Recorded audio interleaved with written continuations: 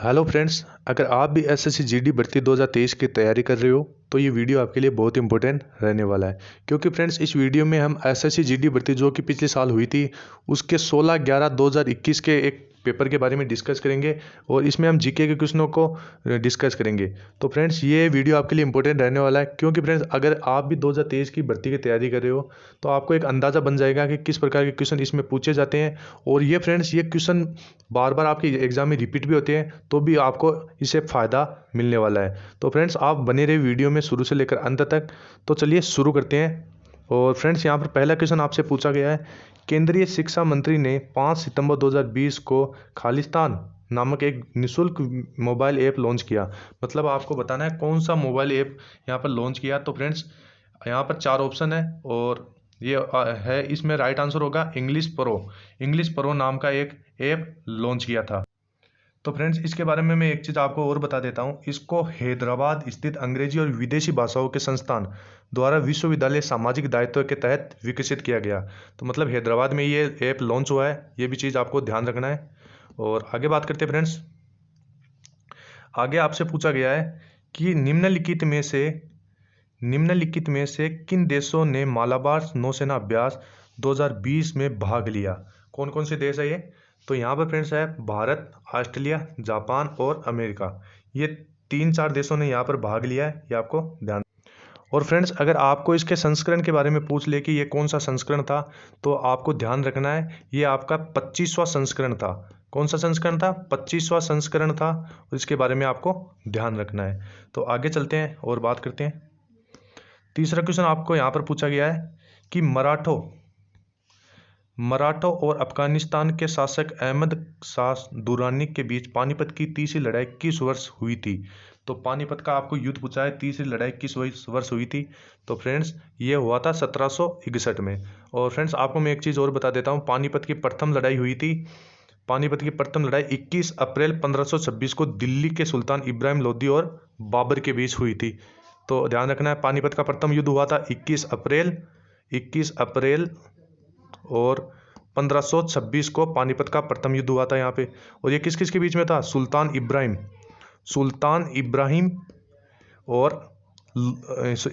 इब्राहिम लोदी और बाबर के मध्य हुआ था। ये दोनों इनके बीच में ये युद्ध हुआ था। तो ये चीज़ आपको ध्यान रखना है। और इसमें फ्रेंड्स 15,000 सैनिक मारे गए थे, ये भी आपको ध्यान रखना है। अगर फ्रेंड्स आपसे पूछा जाए कि पानीपत का द्वितीय युद्ध कब हुआ, तो ये भी आपको याद रखना है कि ये 5 नवंबर 1556 को ये युद्ध हुआ था। 5 नवंबर 1556 को ये युद्ध हुआ था। और किस किस के मध्य हुआ था? अकबर वर्सेज हेमचंद्र, इन दोनों के बीच में ये युद्ध हुआ था। तो ये चीज़ भी आपको ध्यान रखना है। और अगर फ्रेंड्स आपसे पूछ लिया जाए कि पानीपत की तीसरी लड़ाई कब हुई थी, तो पानीपत का तीसरा युद्ध भी आपको ध्यान रखना है। तीसरा लड़ाई हुआ था 1761 में अफगान आक्रमणकारी अहमद शाह अब्दाली और पुणे के सदाशिवराज भाऊ पेशवा के बीच हुई थी ये। तो ये चीज़ आपको ध्यान रखना है।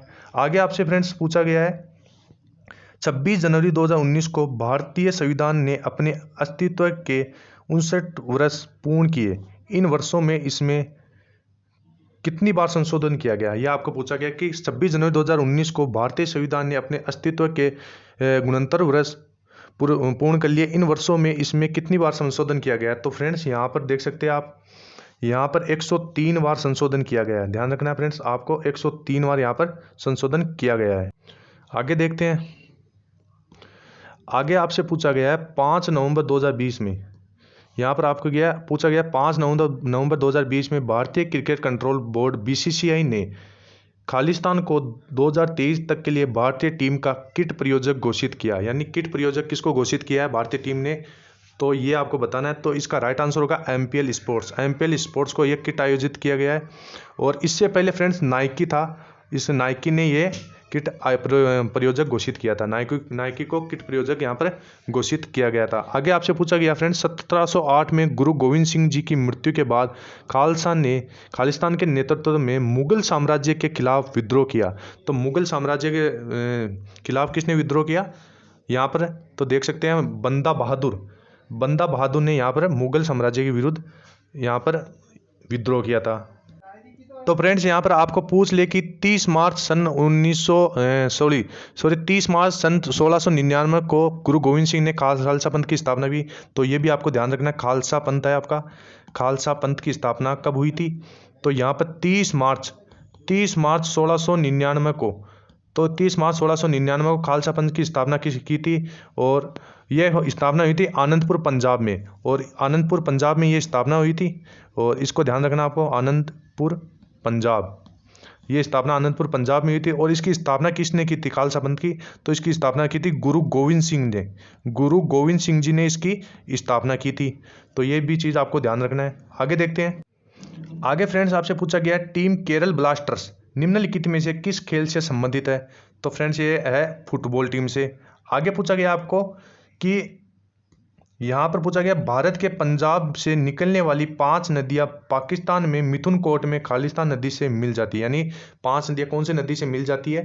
तो ये 5 नदियाँ है सिंधु नदी से मिल जाती है। और फ्रेंड्स सिंधु के बारे में आप ध्यान रखना है, पश्चिम से सिंधु की प्रमुख सहायक नदियाँ काबुल तथा कुरेम नदियाँ है। यानी अगर पश्चिम से अगर सिंधु की सहायक नदियाँ पूछ ले तो ये है काबुल और कुरेम। काबुल और कुरेम ये इसकी सहायक नदी है। पश्चिम से पूछे तो ये हो गई। अगर पूर्व से 5 नदियाँ इसकी सहायक है, पूर्व से 5 नदियाँ, 5 इसकी कौन कौन सी सहायक नदियाँ हैं? तो ये है झेलम, चेनाब,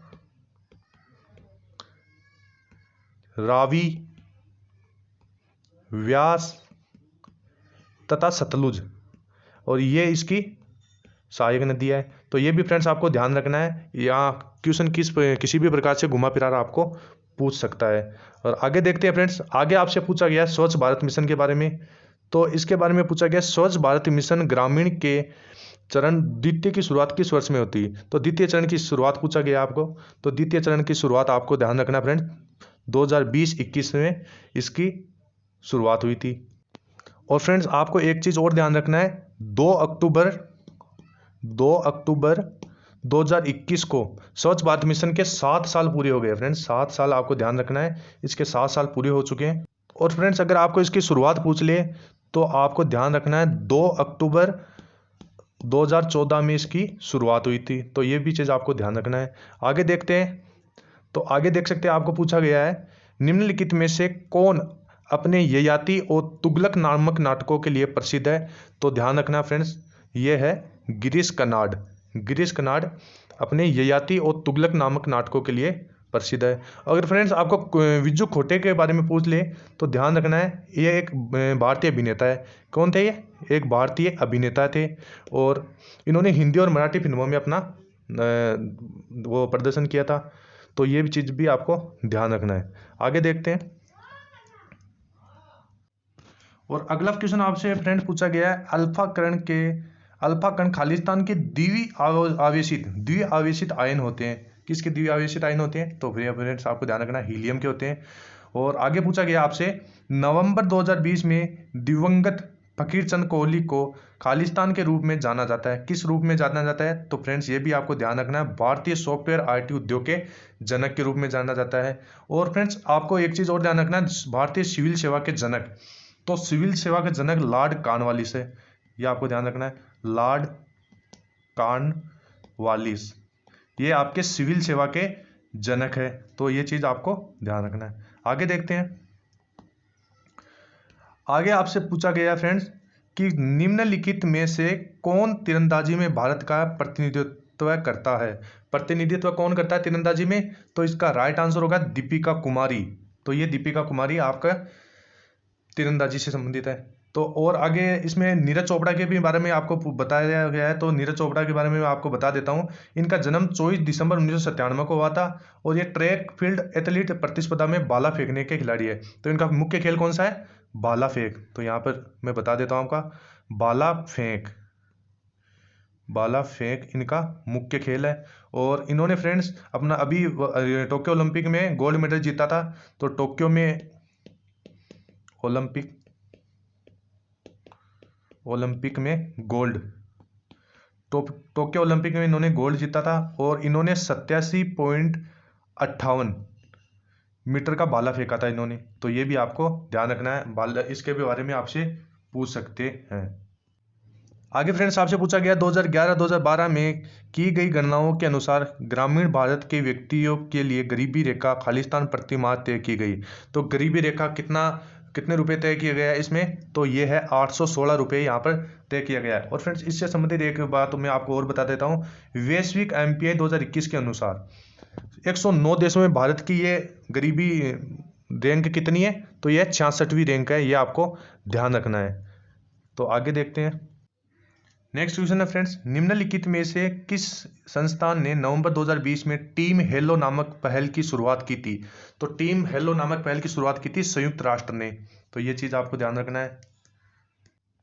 और अगला क्वेश्चन है फ्रेंड्स, वित्तीय वर्ष 2019-20 में निम्नलिखित में से कौन सा राष्ट्र भारत का शीर्ष व्यापारिक भागीदार था।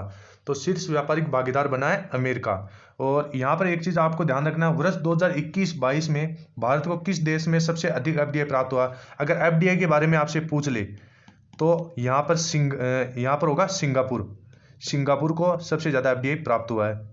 तो यहाँ पर लिख देता हूँ मैं सिंगापुर। और सर्वाधिक निवेश किया है यहाँ पर अमेरिका ने, तो ये चीज आपको ध्यान रखना है। अगला क्वेश्चन देखते हैं। अगला क्वेश्चन है यहाँ पर 17वां क्वेश्चन आपसे पूछा गया है, सरयू नदी किस नदी की सहायक नदी है। तो सरयू नदी किसकी सहायक नदी है, तो ये है आपकी शारदा नदी की सहायक नदी है। और अगर आपको फ्रेंड्स पूछ ले कि सरयू नदी के किनारे कौन कौन से शहर बसे हुए हैं, तो आपको 2-3 शहर याद रखना। एक तो फैजाबाद आपको याद रखना है, और एक है अयोध्या, जो कि मोस्ट क्वेश्चन बनता है। अयोध्या आपका सरयू नदी के किनारे बसा हुआ है।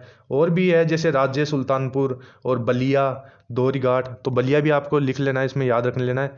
बलिया और टांडा, ये कुछ शहर है जो सरयू नदी के किनारे बसे हुए हैं। आगे देखते हैं फ्रेंड्स, निम्नलिखित में से कौन सा वह साधारण उपकरण है जिसका उपयोग विद्युत परिपथ को वियोजित करने या इसे पूर्ण करने के लिए किया जाता है। तो ये कौन सा उपकरण है, तो ये होगा आपका स्विच, ये स्विच है। और फ्रेंड्स प्रतिरोध के बारे में आपको ध्यान रखना है कि जब किसी चालक में विद्युत धारा प्रवाहित की जाती है तो चालक विद्युत धारा के मार्ग में रुकावट डालता है, तो ये प्रतिरोध की परिभाषा है। और आगे तो कुछ इसमें है नहीं। अगर ट्रांजिस्टर के बारे में आपसे पूछ लिया जाए तो ट्रांजिस्टर एक सेमीकंडक्टर है, यानी अर्धचालक है, तो ये ध्यान रखना आपको, अर्धचालक है ये, अर्धचालक यानी कि ये सेमीकंडक्टर है। और तो इसके बाद इसमें 3 टर्मिनल लगे होते हैं, ये आपको ध्यान रखना, 3 टर्मिनल इसमें लगे होते हैं। अगर टर्मिनल के बारे में ट्रांजिस्टर में पूछ ले तो इसमें 3 टर्मिनल लगे होते हैं। आगे देखते हैं। आगे आपसे पूछा गया फ्रेंड्स कि भारतीय संविधान का कौन सा अनुच्छेद सहकारी समितियों के संवर्धन से संबंधित है। तो कौन सा अनुच्छेद है, यह आपको अनुच्छेद है 43B। और यह है कि भारतीय संविधान का कौन सा अनुच्छेद सहकारी समितियों के संवर्धन से संबंधित है। सहकारी समितियों के 43B होगा।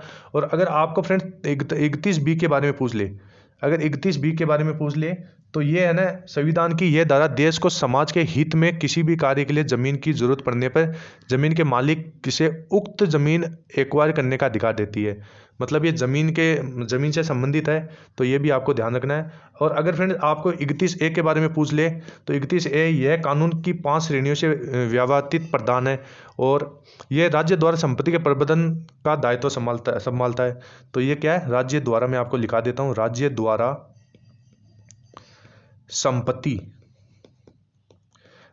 संपत्ति के प्रबंधन का दायित्व संभालना, ये चीज आपको ध्यान रखना है। और आगे तो है अनुच्छेद 43A। तो 43A के बारे में मैं आपको बता देता हूँ। उद्योगों के प्रबंधन में श्रमिकों की भागीदारी सुनिश्चित करने के लिए राज्य कदम उठाएगा।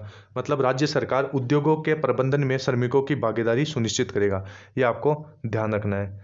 और आगे है, अगला क्वेश्चन पूछा गया है, खालिस्तान को विटीकल्चर के रूप में जाना जाता है। तो विटीकल्चर के रूप में किसे जाना जाता है, अंगूर की खेती को जाना जाता है। अगर आपको फ्रेंड्स मछली के उत्पादन से पूछ ले तो यहाँ पर लिखा हुआ है मछली प्रजनन या मछली पालन का अध्ययन पूछ ले तो इसका ये होता है पीसी कल्चर।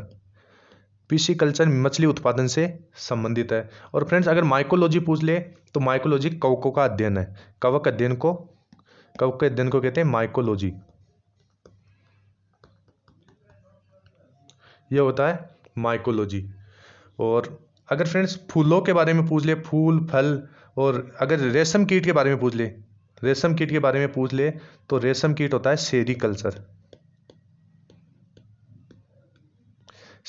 होता है। और अगर फल फूल इनके बारे में पूछ ले तो इनसे क्या होता है, उद्यान विज्ञान के बारे में पूछ ले तो ये होगा हॉर्टिकल्चर। और अगर फल फूल के बारे में पूछ ले तो ये हो जाएगा फ्लोरिकल्चर। ये आपको ध्यान रखना है। आगे देखते हैं।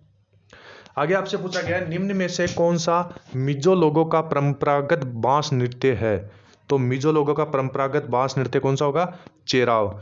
और फ्रेंड्स चेराव के बारे में मैं एक चीज़ आपको और बता देता हूँ। मिजोरम में त्योहारों के दौरान किया जाने वाला चेराव एक लोक नृत्य है। यह एक लोक नृत्य है जिसे लोकप्रिय रूप में बांस नृत्य भी कहा जाता है। बांस नृत्य भी इसको कहा जाता है।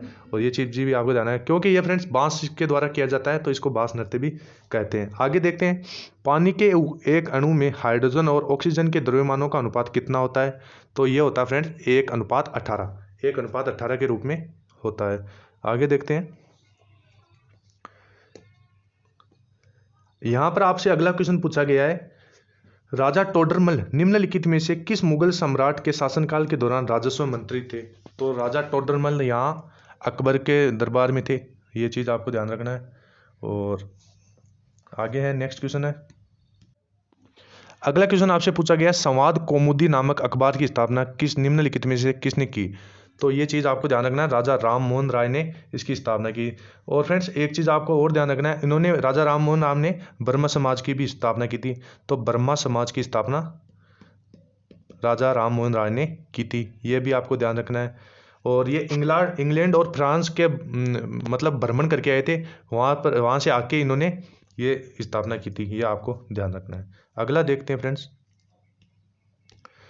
अगला यहाँ पर आपको पूछा गया है, खालिस्तान सारगराई कला के उच्च स्तर को दर्शाता है जिसमें 7वीं और 8वीं शताब्दी में चालुक्य वंश के अधीन उत्तरी दक्षिणी भारतीय वास्तुकलाओं का सुमिलित मिश्रण है।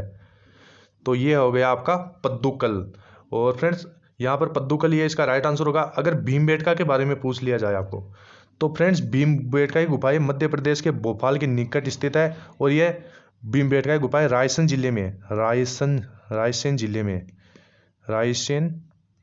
जिले में भीमबेटका की गुफाएं हैं जो कि एमपी में है, यानी मध्य प्रदेश में ये है। तो ये थे फ्रेंड्स जीके के कुछ 25 क्वेश्चन जिनको मैंने आपको एक्सप्लेन करके अच्छी तरह से आई होप समझा दिया है।